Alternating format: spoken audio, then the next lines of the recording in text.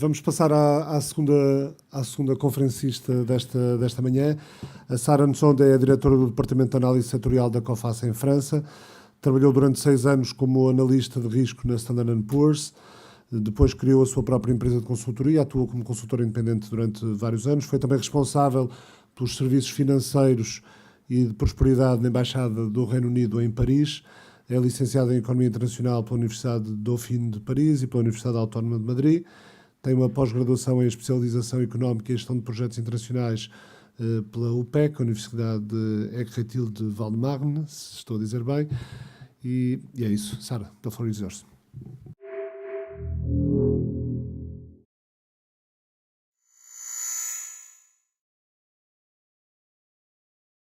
Good morning. I'm delighted to be with you today. It's my first time in Porto, but not my first time in Portugal.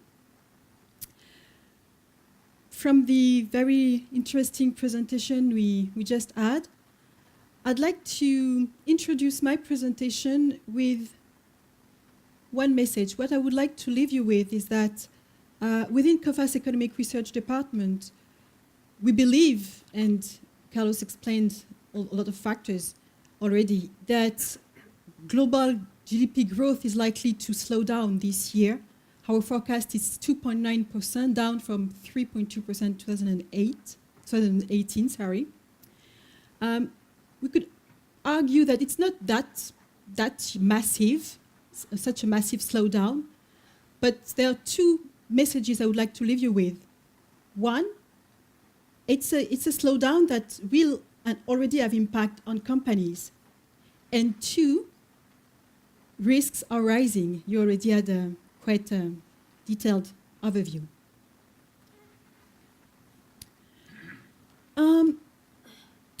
Within Coface Economic Research Department, we produce our own model to forecast world trade evolution. Obviously, world trade evolution goes in par with change in trade, goes in par with change in production.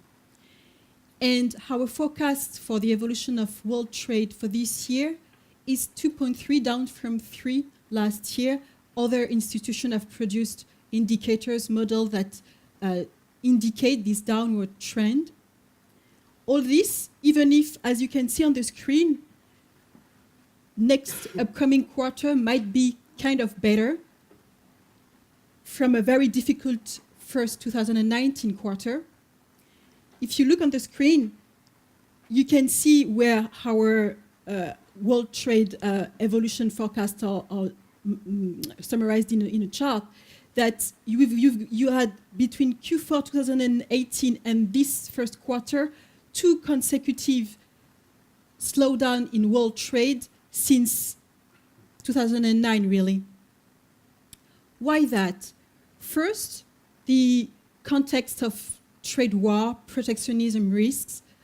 In fact, even if it has increased since the beginning of 2018 and President Trump really started to apply tariff and measure, we observe that since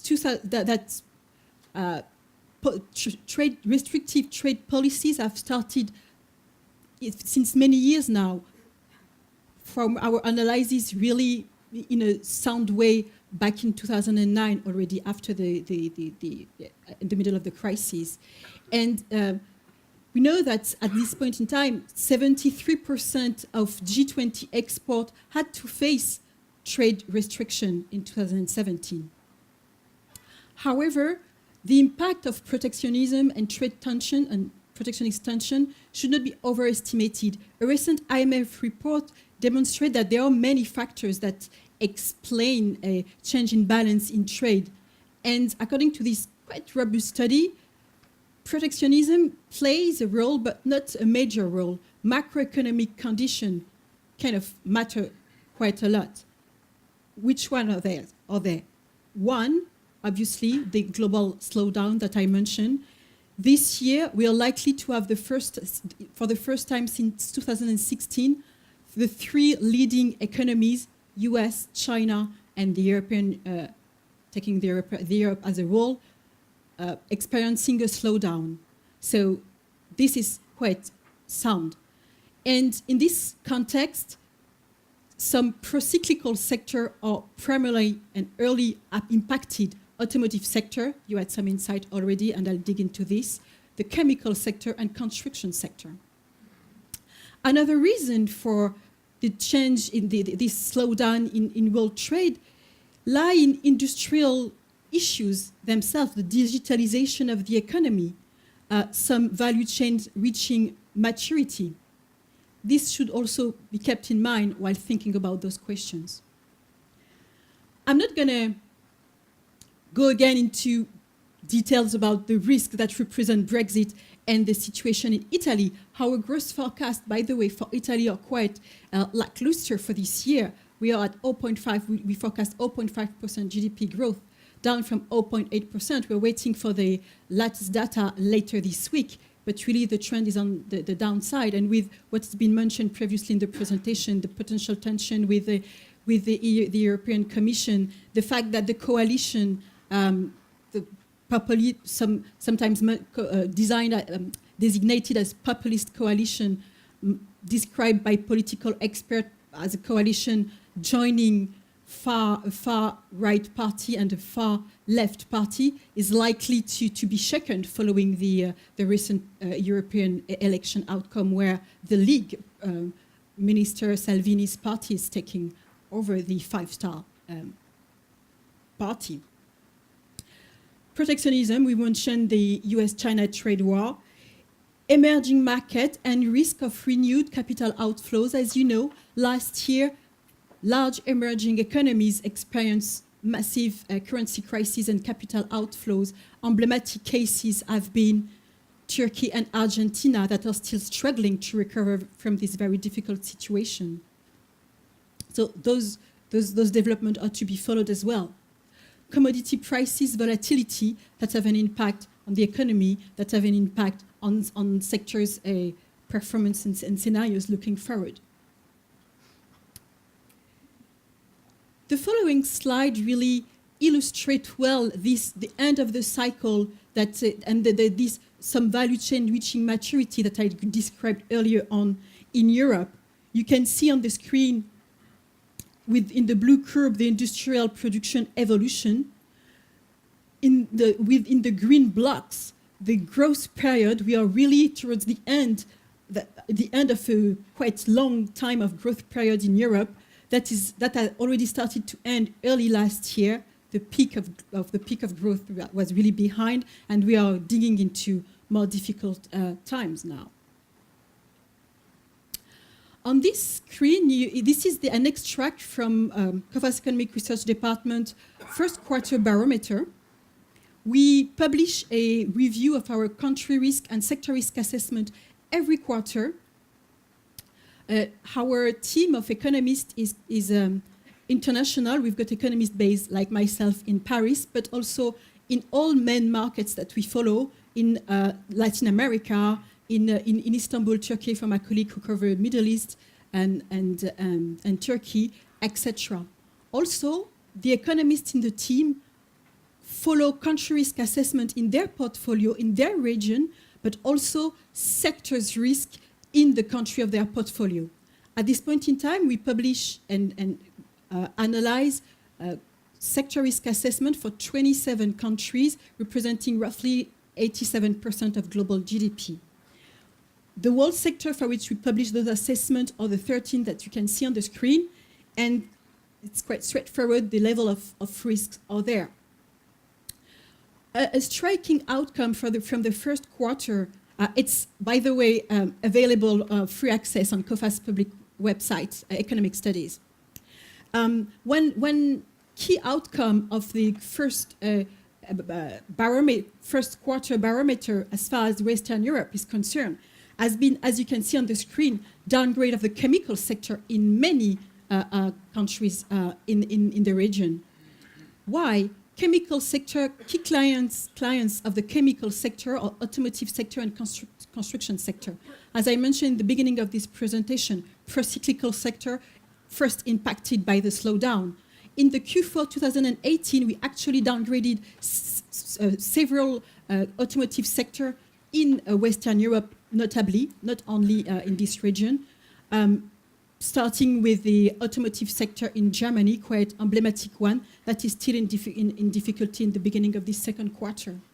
So chemical sector having its key client sector in difficulty, mechanically lower demand from companies in those sectors, suffering as well from structural issues, the willingness of government to tackle more CO2 emission, pollution, etc. Commodity prices, I mentioned it earlier on.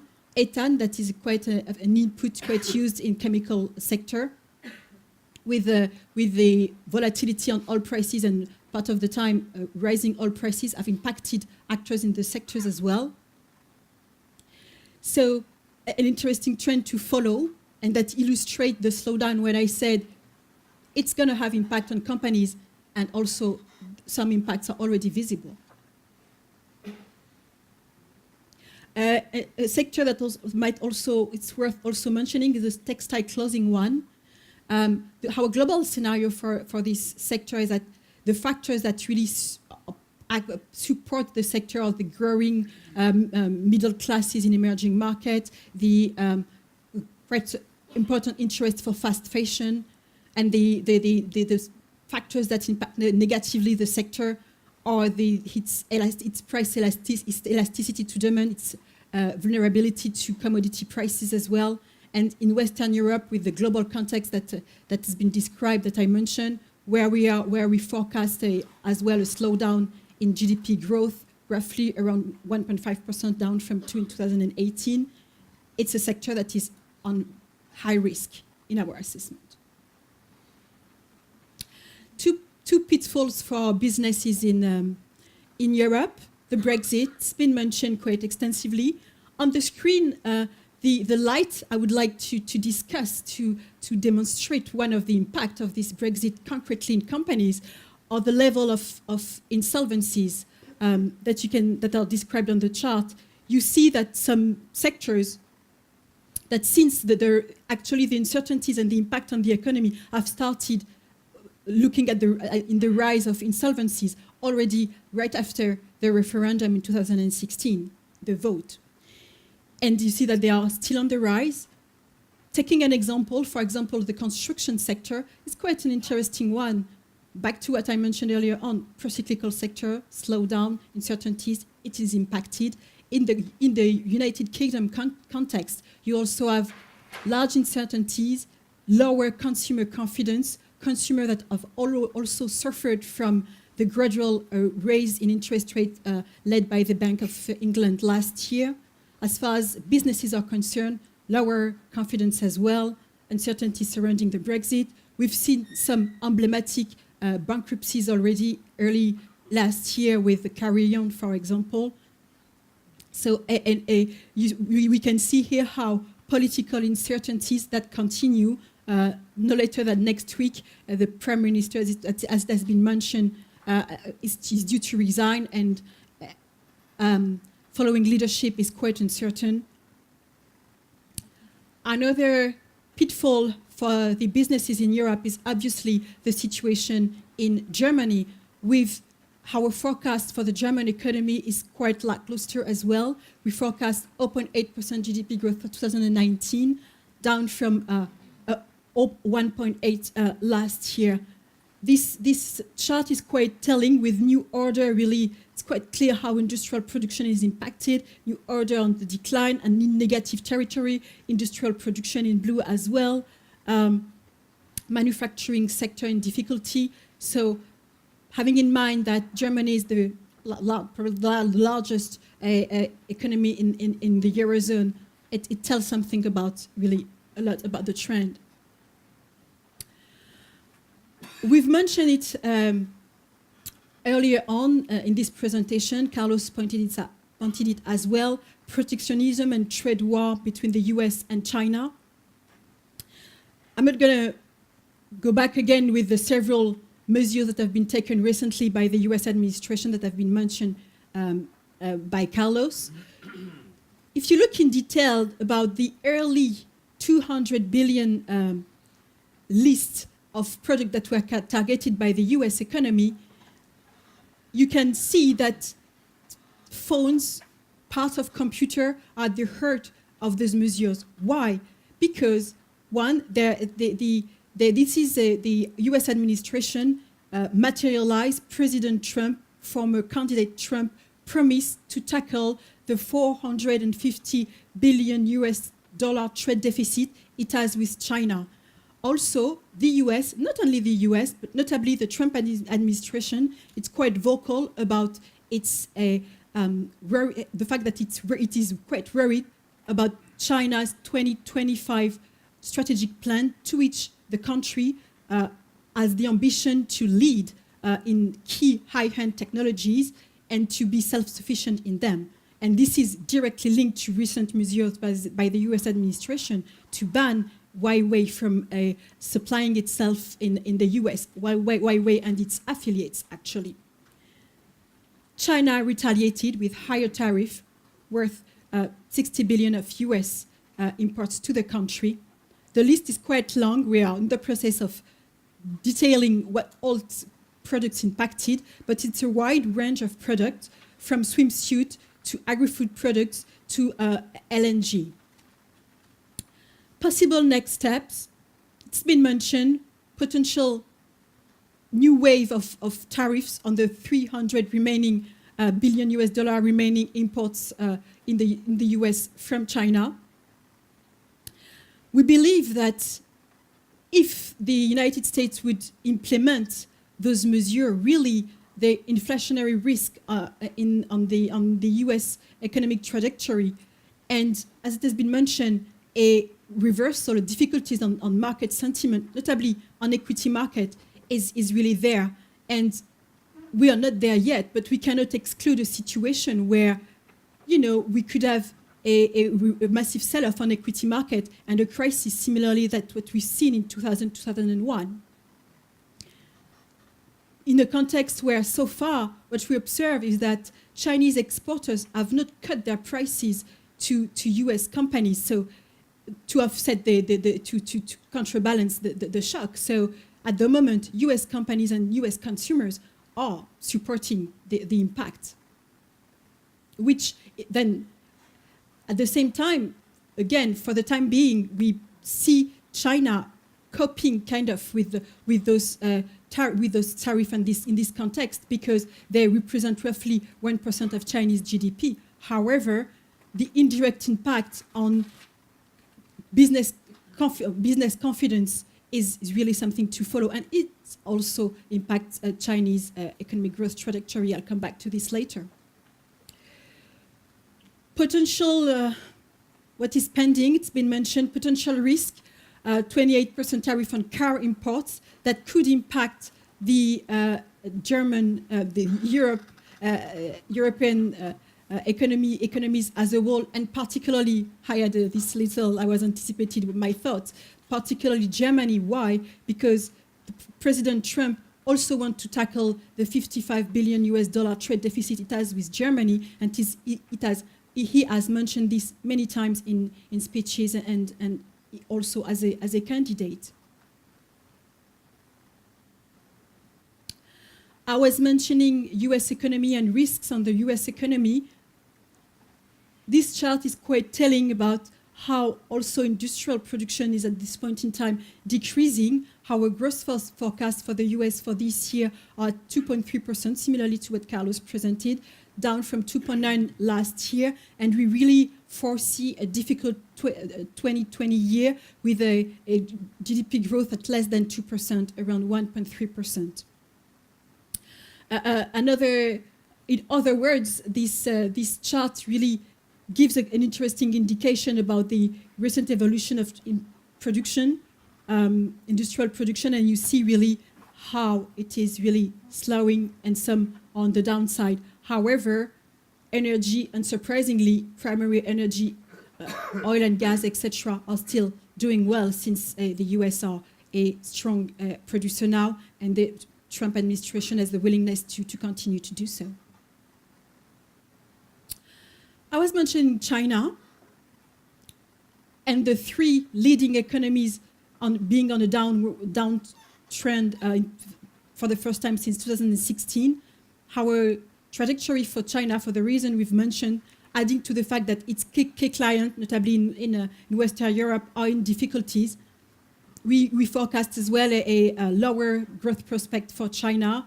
We estimate GDP growth at 6.2% this year, down from 6.5 last year and 6.9 in 2017. Another illustration of the difficulties that the Chinese economy is experiencing is through the channel of companies.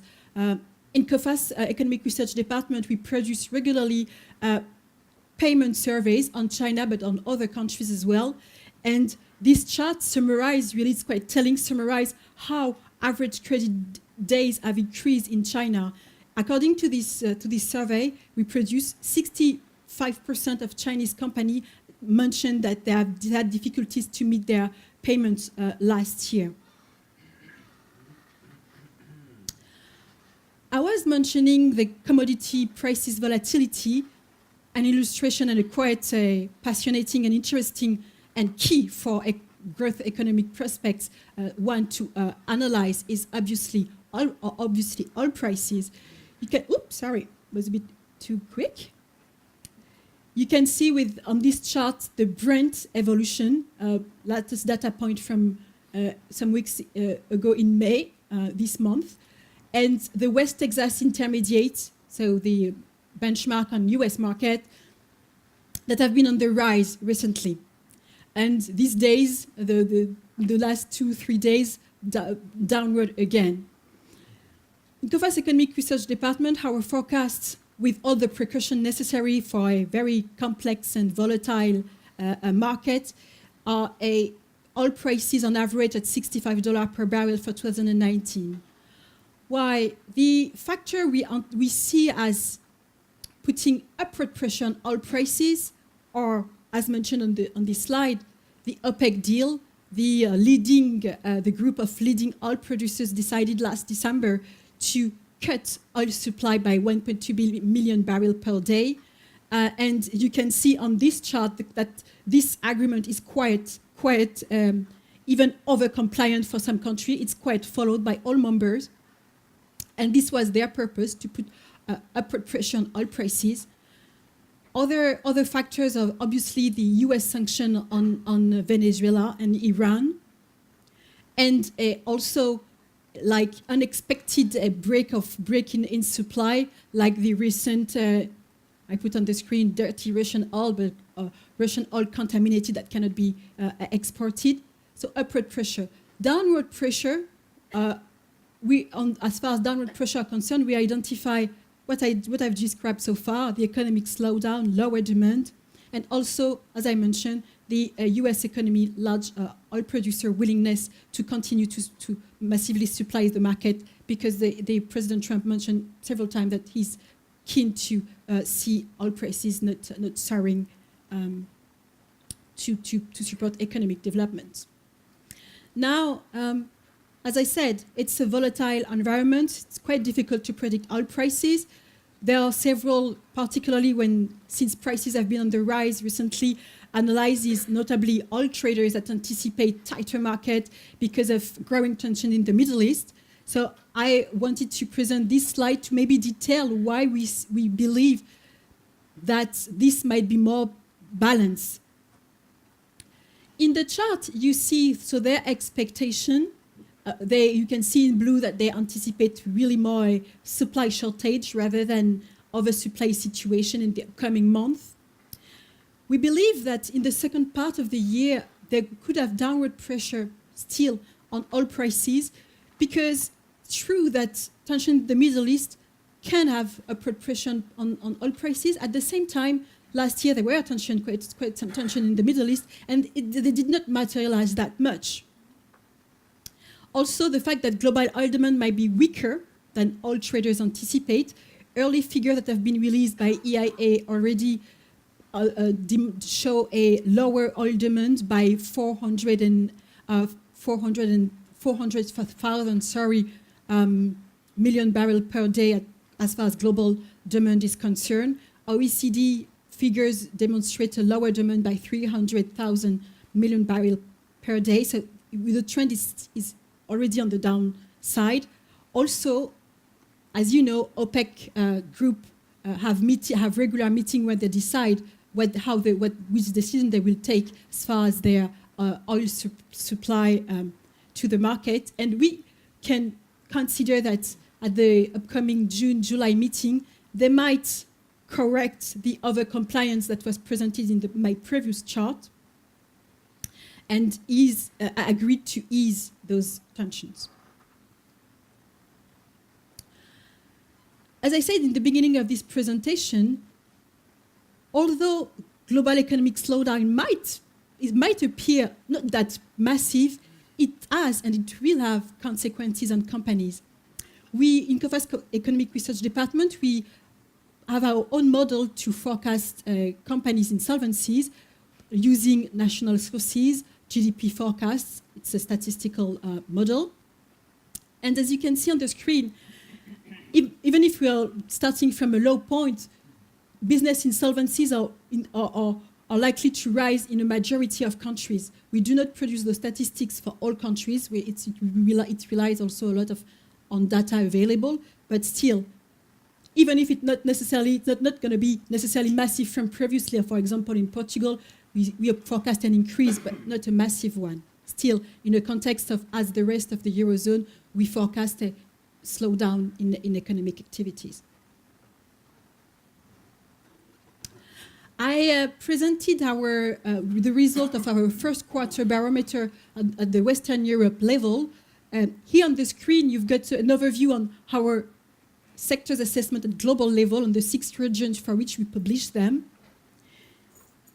Without any surprise, I mentioned the chemical sector already, the automotive sector, construction sector remain a sector with high risk. And it's worth mentioning that pharmaceutical sector is, at this point in time, is the sector with the highest region in green at low risk. Why? Because it's a contra-cyclical sector.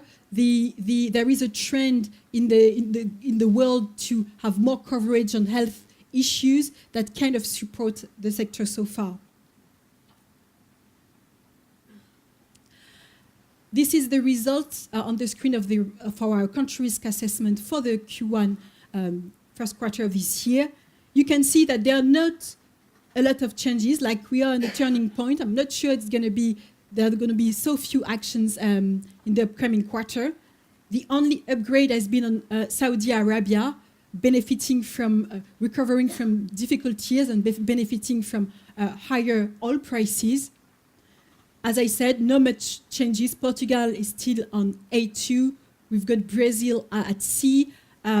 Brazil has uncertainties on Brazil since the election are behind now have diminished. However, we monitor, and many market participants also monitor the development with the pension reform. That's going to be key to demonstrate Bolsonaro's administration ability and willingness to lead on reform that will have an impact on the country economy. Most of the analyses I presented in this presentation are available on Coface public website, Economic Studies, on free access.